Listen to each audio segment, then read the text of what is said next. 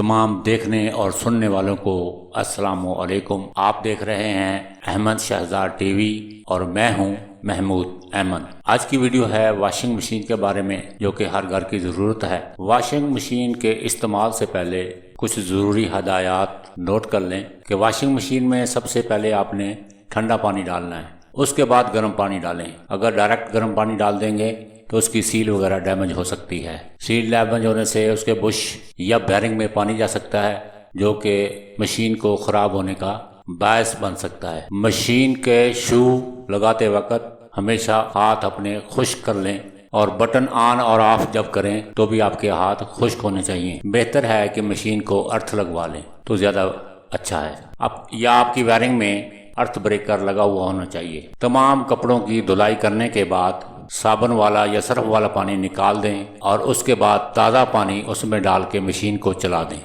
پھر چلتی ہوئی حالت میں ہی اس کا ڈرین پائپ کا کیپ کھول دیں اور پانی ڈرین کر دیں۔ اس کا فائدہ یہ ہوگا کہ سرف یا صابن وغیرہ کے جو ذرات ادھر ادھر رہ گئے ہیں وہ فریش واٹر کے ساتھ مل کے ڈرین ہو جائیں گے، اور آپ کی مشین کو زنگ وغیرہ بھی نہیں لگے گا اور کسی قسم کا نقصان بھی نہیں ہوگا۔ اس طرح آپ کی مشین لانگ لائف چلے گی۔ تو آئیے چلتے ہیں مختلف برانڈ کی واشنگ مشین دیکھتے ہیں۔